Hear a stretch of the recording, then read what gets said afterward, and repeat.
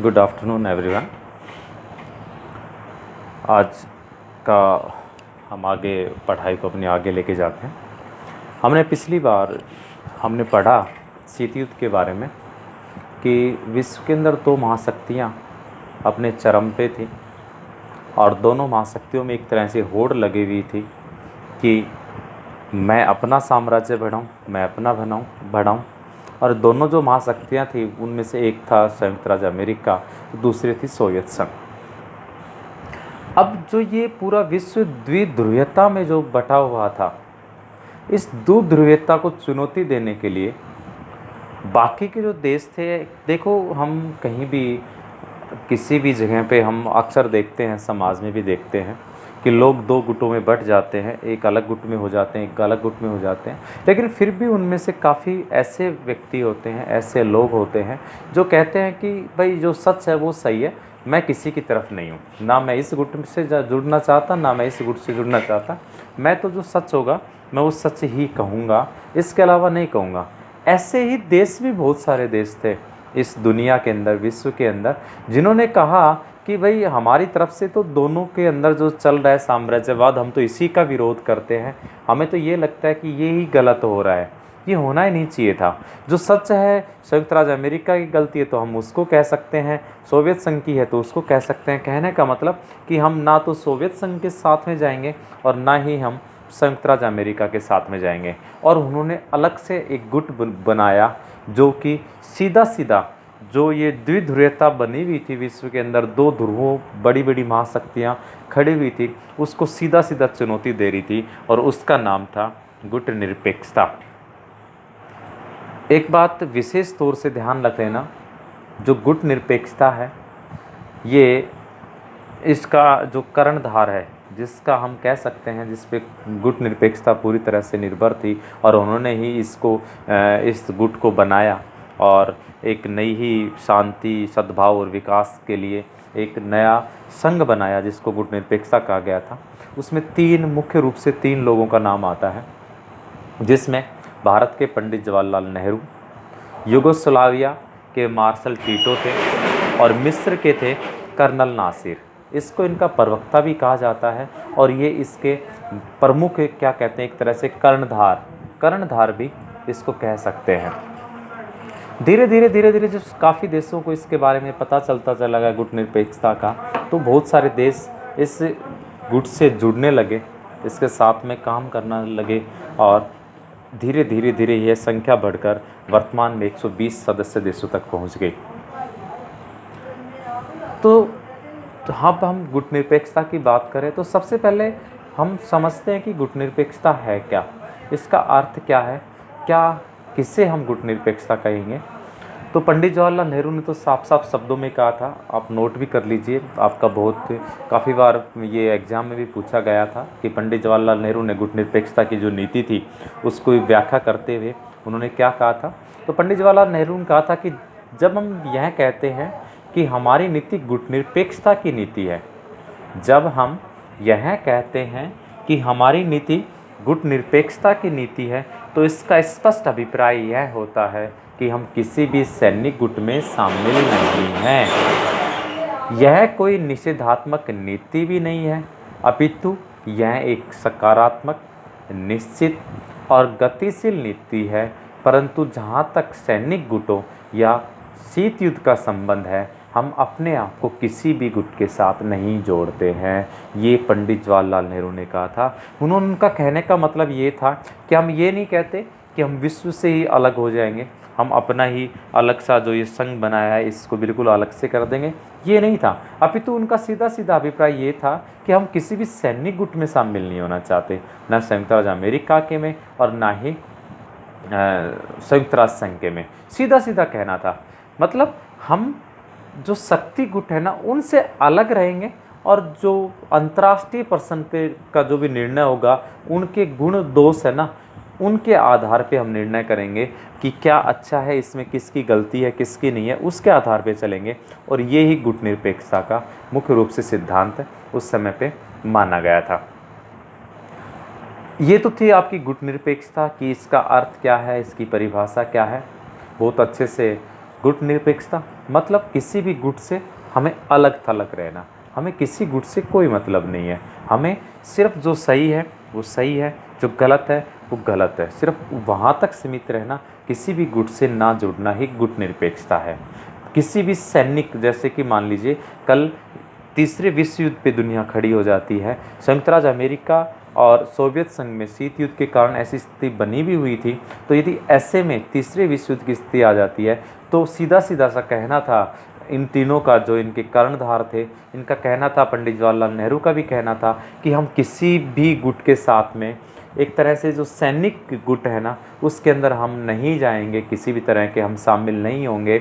हमारा सीधा सीधा उद्देश्य होगा विश्व में शांति स्थापित करना, और जो सही या गलत है उसके आधार पे यदि कोई अंतर्राष्ट्रीय लेवल पे कोई क्वेश्चन आता है तो उसका निराकार करना हमारे ये मुख्य रूप से इस गुट निरपेक्षता को लेके ये उद्देश्य है। इसके उद्देश्य क्या थे? गुट निरपेक्षता के उद्देश्य सिद्धांत भी काफ़ी बार पूछे जाते हैं कि गुट निरपेक्षता के क्या उद्देश्य हैं, क्या सिद्धांत हैं। आप अपनी नोटबुक निकाल लीजिए बेटा और पेन निकाल लीजिए और लिख लीजिए इन चीज़ों को, ये फिर आपके बार बार काम आने वाली चीज़ है। क्वेश्चंस काफ़ी बार पूछ लेता है कि गुट निरपेक्षता के उद्देश्य या जो सिद्धांत हैं उनको बताइए। सबसे पहला जो गुट निरपेक्षता का उद्देश्य या सिद्धांत था वो था कि गुट निरपेक्ष देशों की राष्ट्रीय स्वाधीनता, संप्रभुता, उनकी क्षेत्रीय अखंडता और उनकी सुरक्षा की रक्षा करना गुट निरपेक्षता का पहला उद्देश्य था। दूसरा था अंतर्राष्ट्रीय शांति और सुरक्षा की रक्षा करना तथा तनाव में कमी की सार्वभौमिक प्रक्रिया को लागू करना भी गुट निरपेक्षता का उद्देश्य माना गया है। तीसरा उसका उद्देश्य था कि जो अंतर्राष्ट्रीय जो मामले हैं, यदि उनमें संबंध रखने वाले मसलों में समानता के आधार पर भागीदारी करना, ऐसा नहीं है कि किसी के साथ गलत हो जाए किसी के साथ सही हो जाए, इस तरह से भी ना होना। तीसरा मुख्य रूप से क्या कहते हैं कि देखो, हमने पढ़ा भी था मार्शल टिटो और भी बहुत सारे सैनिक संधियाँ थी उस समय पे, तो गुट निरपेक्षता में सीधा सीधा सा इनके जो कर्णधार थे, या पंडित जवाहरलाल नेहरू का भी नाम लें तो हम कह सकते हैं उनका सीधा सा मतलब था कि हम किसी भी तरह का जो ये जो संधियां हैं ना, ये अपने आप में जो एक समझौता है, इस समझौता के खिलाफ ना, समझौता के लिए नहीं है, हम इसको बिल्कुल पूरी तरह से इसके खिलाफ हैं कि किसी भी तरह की इस तरह की समझौता ना हो। क्यों है ऐसा, क्या था ऐसा? क्योंकि बहुत सारी चीज़ें थी जो पहले समझौते कर लिए गए लेकिन बाद में उन समझौतों को नहीं माना गया, और जिसके कारण से ही आज जो विश्व था वो दो ध्रुवों में बटा हुआ एक ऐसे किनारे पे खड़ा हुआ था जहाँ पे हमें लगता था कि कभी भी तीसरा विश्व युद्ध आ सकता है। ये तो थे गुट निरपेक्षता की कुछ विशेषताएं थी, कुछ उद्देश्य था जिसको लेके इस गुट निरपेक्षता को बनाया गया, गुट निरपेक्षता का एक तरह से संघ बनाया गया, और इसमें धीरे धीरे करके बहुत सारे देश थे वो जुड़ते चले गए। विश्व की गुट निरपेक्षता जो देश जुड़े, उससे पहले मैं एक बार भारतीय जो गुट निरपेक्षता है उसकी विशेषताओं को आपके बारे में ज़रूर बताना चाहूँगा, उनके स्वरूप के बारे में बताना चाहूँगा। और ये क्वेश्चन पूछा भी जाता है कि जो गुट निरपेक्षता है उसकी आधारशिला क्या थी, कौन से ऐसे सिद्धांत हैं जिनके ऊपर उसको गुट निरपेक्षता को रखा गया पंडित जवाहरलाल नेहरू ने। तो पंचशील एक नाम है, पंचशील था जो कि गुट निरपेक्षता की आधारशिला को माना जाता है। ये 1961 में, सन 1961 में गुट निरपेक्षता के 3 कर्णधार थे। मैंने पहले भी इनका जिक्र किया है, पंडित जवाहरलाल नेहरू था, नासिर था और मार्शल टिटो था। इन्होंने इस गुट निरपेक्षता की आधारशिला को 5 मुख्य रूप से 5 पॉइंट बताए और उनको ही पंचशील कहा गया, और उस पंचशील के ऊपर इस पूरी गुट निरपेक्षता की नींव रखी गई। कौन कौन सा था उसमें? सबसे पहले नंबर पे जो उन्होंने रखा था कि जो सदस्य देश होगा, जो हमारे इस गुट निरपेक्षता का जो ये संघ था जो उन्होंने बनाया था, इससे जो जुड़ना चाह रहा है, यदि कोई सदस्य इस बनना चाह रहा है तो पहली शर्त थी कि वो सदस्य देश स्वतंत्र नीति पर चलता हो। पहला उसका कारण क्या था? पंचशील का पहला सिद्धांत था स्वतंत्र देश है वो, सदस्य देश है वो स्वतंत्र नीति पर चलता हो। ध्यान रखना, ये क्वेश्चन पूछा भी जा गया है 12वीं बोर्ड के एग्जाम में कि पंचशील सिद्धांत क्या था पंडित जवाहरलाल नेहरू का। तो पंचशील सिद्धांत है वो गुट निरपेक्षता से संबंध रखता था। इसमें ऐसे देश जो इस गुट में शामिल होना चाहते थे उनके लिए कुछ एक आधारशिला बनाई गई थी, कुछ नियम बनाए गए थे जिनको पंचशील कहा गया। और उनमें से जो पहला नियम था वो ये था कि जो सदस्य देश है वो स्वतंत्र नीति पर चलता हो, पहला। दूसरा क्या था कि उस समय पे उपनिवेशवाद को बहुत बढ़ावा मिलता था। उपनिवेशवाद, हमारा देश, भारत देश क्यों गुलाम हुआ? उपनिवेशवाद के कारण से। हमने उपनिवेशवाद को खुली छूट दी, बाद में धीरे धीरे आपके यहाँ पे इंग्लैंड आने लगे, उपनिवेशवाद बढ़ने लगा और हमारा देश गुलाम हो गया। तो दूसरा इसका जो मुख्य इसकी आधारशिला थी वो ये थी कि कोई भी सदस्य देश है वो उपनिवेशवाद का विरोध करता हो। उसके यदि उपनिवेशवाद का विरोध नहीं करता है तो गुट निरपेक्षता का जो गुट था उसका सदस्य नहीं बन सकता। तीसरा है कि जो सदस्य देश है वो किसी भी सैनिक गुट का सदस्य ना हो। देखो उस समय पे दो थे, संयुक्त राज्य अमेरिका, सोवियत संघ, दोनों सैनिक गुट बने हुए थे, आपस में युद्ध की स्थिति में चल रहे थे। तो ऐसे में एक उनका ये भी था, इसकी पंचशील में सिद्धांत उन्होंने रखा गया कि यदि कोई सदस्य इस गुट निरपेक्षता का कोई यदि सदस्य बनना चाहता है तो उसका ये भी एक आधार है कि वो किसी भी सैनिक गुट का विरोध करता हो, किसी भी सैनिक गुट में शामिल ना हो, किसी भी सैनिक गुट में वो शामिल ना हो। चौथा क्या है कि जो सदस्य देश था वो किसी भी बड़ी ताकत के साथ द्विपक्षीय समझौता न किया हो। उस समय पे समझौते थे काफ़ी, हमने इसमें पढ़ा भी था, शीत युद्ध के अंदर भी पढ़ा था, काफ़ी देशों के बीच में समझौते हुए थे युद्ध को लेके, आपस में उनके इकोनॉमिक्स के जो लेवल था उसको बढ़ाने के लिए, औद्योगिकरण करने के लिए, मतलब बहुत सारे ऐसे समझौते हुए थे, युद्ध के भी समझौते हुए थे। तो इनका भी यही कहना था कि किसी भी तरह से यदि कोई देश सदस्य देश बनता है तो किसी भी बड़ी ताकत के साथ उसका द्विपक्षीय समझौता ना किया गया हो। पांचवा और लास्ट ये था कि सदस्य देश ने किसी भी बड़ी ताकत को अपने क्षेत्र में सैनिक अड्डा बनाने की स्वीकृति ना दी हो। जैसे कि हमने पिछले जो हमारा लेक्चर था उसमें हमने पढ़ा भी था कि सोवियत संघ ने संयुक्त राज्य अमेरिका को दबाने के लिए सैनिक अड्डा, क्यूबा में मिसाइल संकट जो आया था, ऐसे सैनिक अड्डा बना दिया गया था क्यूबा एक द्वीपीय देश पे। तो ऐसे ही गुट निरपेक्ष को भी कहा गया कि यदि इस तरह का कोई भी सदस्य देश सैनिक अड्डा बनाने की यदि स्वीकृति अपने वहाँ पे दे देता है तो वह भी हमारे गुट निरपेक्षता के गुट में शामिल नहीं हो सकता। ये तो थे कारण थे, इस गुट निरपेक्षता का एक स्वरूप थे, एक आधारशिला था जिनको उन्होंने रखा, इसके कर्णधारों ने, और इसके अनुसार इस गुट की स्थापना की गई और धीरे धीरे ये गुट आगे बढ़ता चला गया। अब एक क्वेश्चंस हमारे दिमाग में आता है और वो क्वेश्चंस क्या आता है? वो क्वेश्चंस ये आता है कि ऐसे क्या कारण थे, ऐसी कौन सी ज़रूरत पड़ गई जिसमें कि भारत ने इस गुट निरपेक्षता की नीति को अपनाया। शीत युद्ध के दौरान भारत भी तो जा सकता था, किसी न किसी के साथ में, एक देश के साथ में शामिल हो सकता था, लेकिन ऐसे कौन कौन से कारण हुए जिसमें गुट निरपेक्षता की नीति को अपनाना पड़ा? तो ऐसे भी, इस तरह से भी क्वेश्चन सीबीएसई काफ़ी बार पूछ लेती है गोल मोल करके, ताकि बच्चे देखें कि ये क्वेश्चंस कहाँ से आ गया, हमने तो कभी इसको पढ़ा ही नहीं है। तो थोड़ा सा इस पर भी आप ज़रूर ध्यान रखिएगा यदि इस तरह के कोई क्वेश्चंस आता है कि जो शीत युद्ध था उसमें भारत द्वारा जो गुट निरपेक्षता नीति को अपनाने के कारण कौन कौन से थे।